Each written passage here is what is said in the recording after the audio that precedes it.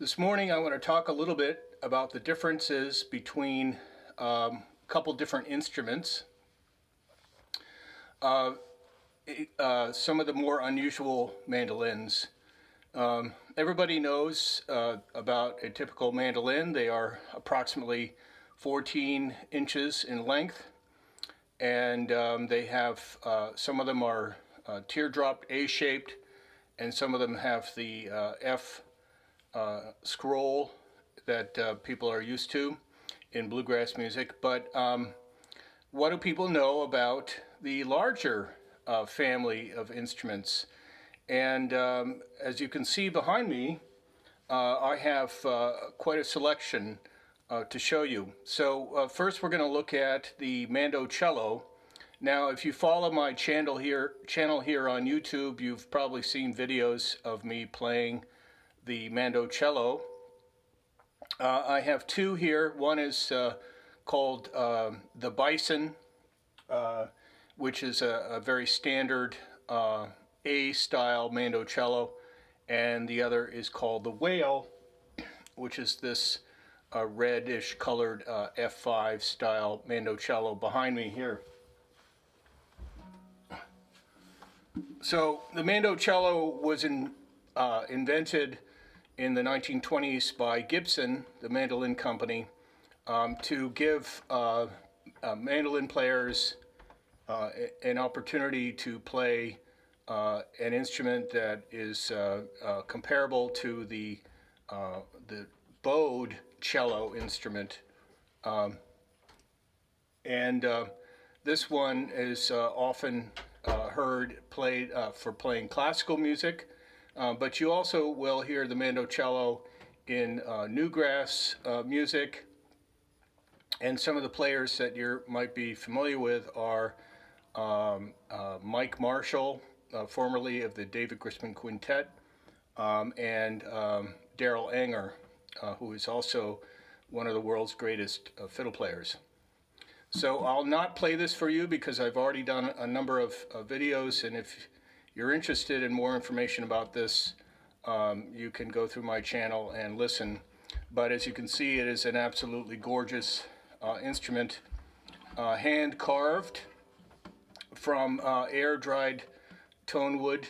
Of course, it was made in China, but don't let that fool you. It is quite an exquisite instrument. It's very easy to play. It is heavy, so you need to be aware of that before you start playing. But like I said, I want to show you another instrument that I think you may not be aware of.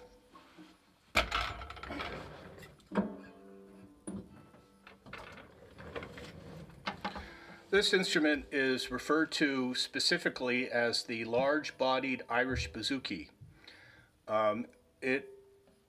The Irish bouzouki is a sort of a new instrument, meaning that it was, I guess you could say, invented in the 20th century by players that were looking for an instrument that they could use in place of a guitar or a banjo instead of a fiddle for playing traditional Celtic music or Irish music. And at the time, there were other instruments being used that were very similar that are referred to as octave mandolins. Now, the difference between an octave mandolin and a standard mandolin is that a octave mandolin is 8 notes lower than a standard mandolin in terms of its tuning, but is tuned like a mandolin. The Irish bouzouki is also tuned like a mandolin, but the difference between a standard octave mandolin and an Irish bouzouki is the length of the neck. As you can see, in this one specifically, the neck itself is very long. Standard octave mandolin will end around the 12th fret, whereas This Irish bouzouki goes way up to the, I believe it's the 20th fret. So it has quite a longer scale length, and you actually can play fiddle tunes up the neck on this instrument. I play this instrument myself in a Celtic group called Celticato, and we play for weddings and parties and concerts here in Western Mass. Anyway, this is what it sounds like.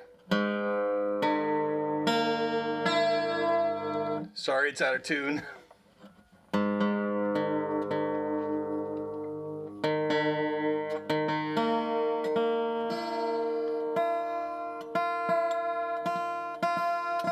As you can see, I haven't played it in a couple days.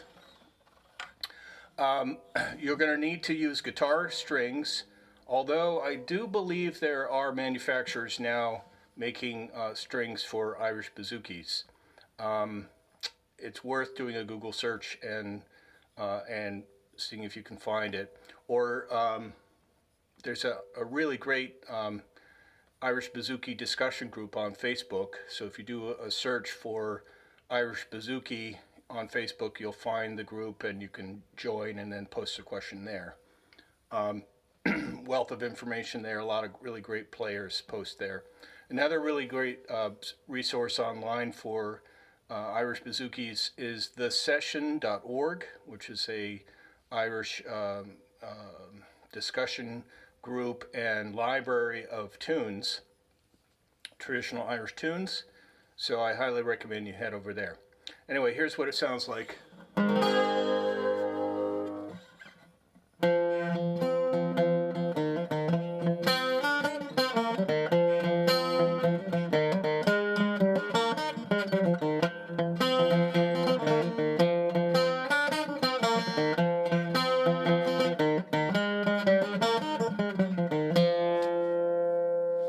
Sounds pretty good, huh?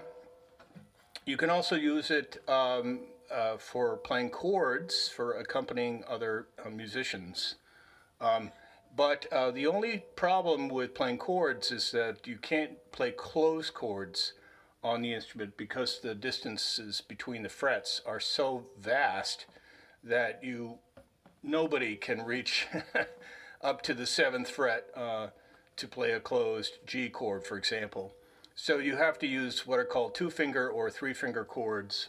For example, here's a G chord and a C chord and a D chord. So that's a little bit of a challenge if you're used to playing closed chords on a mandolin, something to get used to.